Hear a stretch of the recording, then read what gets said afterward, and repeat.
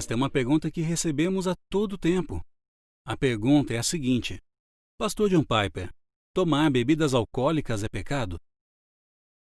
Deixa-me começar falando sobre minha disposição pessoal, meu histórico, meus preconceitos. Porque todo mundo tem influências, não é mesmo? Da família, das experiências que vivenciaram.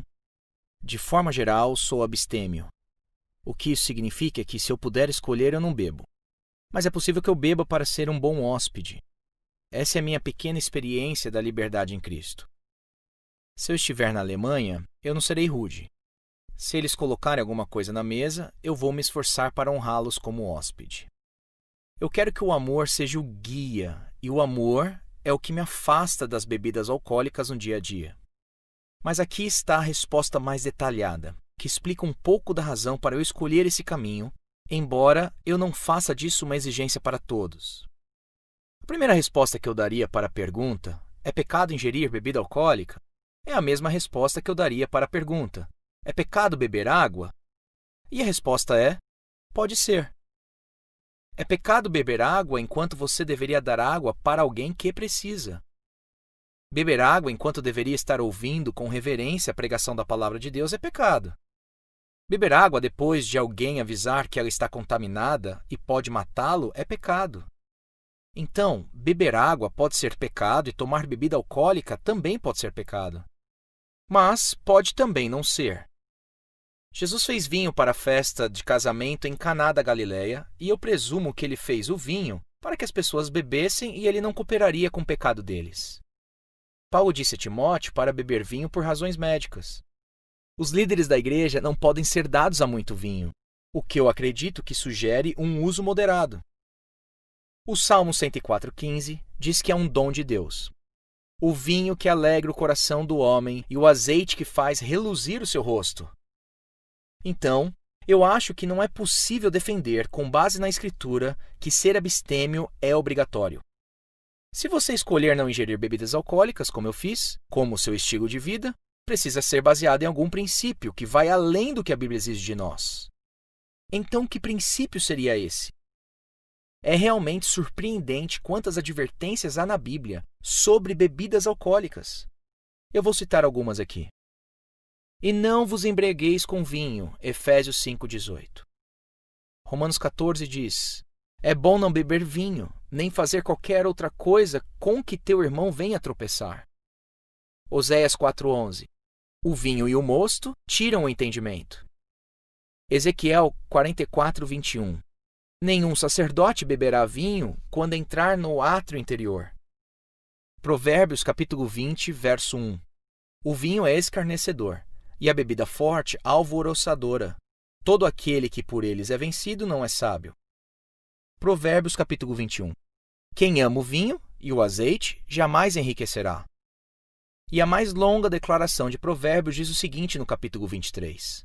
Para os que se demoram em beber vinho, para os que andam buscando bebida misturada, não olheis para o vinho quando se mostra vermelho, quando resplandece no copo e se escoa suavemente, pois ao cabo morderá como a cobra e picará como o basilisco. Os teus olhos verão coisas esquisitas, e o teu coração falará perversidades.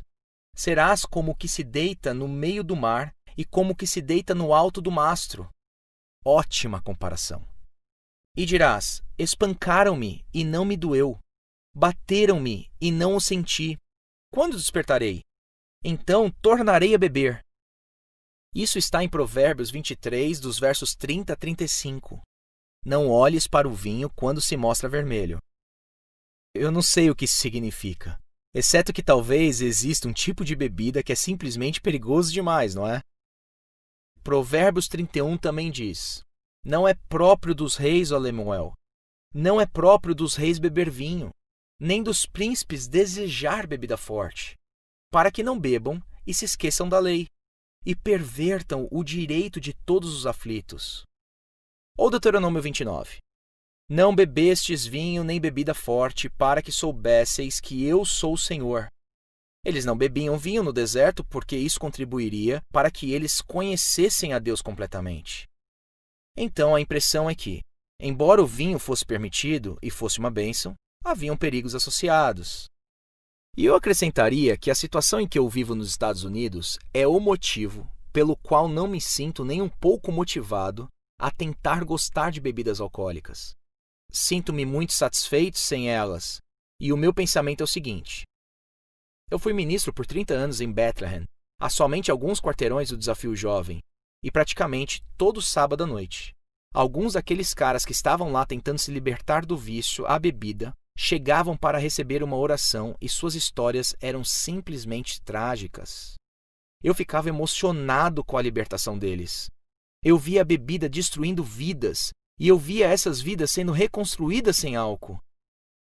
Ontem eu pesquisei no Google 200 bilhões de dólares por ano, segundo o Centro de Controle e Prevenção de Doenças.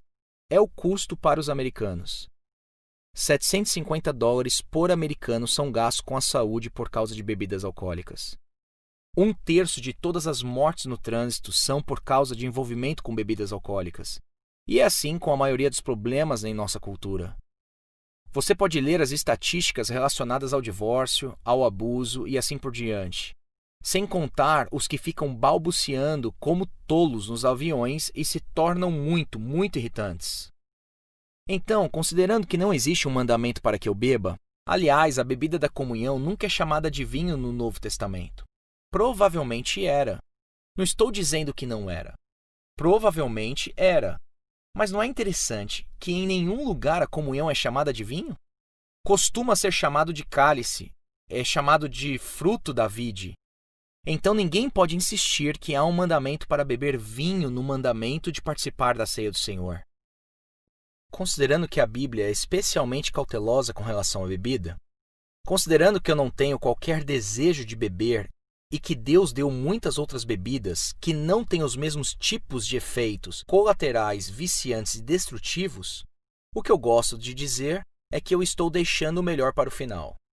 Estou deixando o melhor para quando eu souber administrar. Eu tenho facilidade para ficar viciado. Eu compro um pacote de chiclete e acabo com tudo em 5 minutos.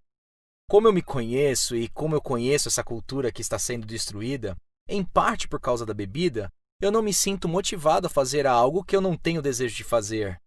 E eu quero encerrar dizendo que eu não condeno aqueles que tomam outras decisões. Não é minha intenção começar uma cruzada para que outros se juntem a mim. Eu só estou explicando por que eu me posiciono assim. Você ouviu o John Piper Responde, produzido por Ministério Fiel, Desiring God e Voltemos ao Evangelho. Para acessar a mais conteúdos gratuitos como este, acesse voltemosaoevangelho.com.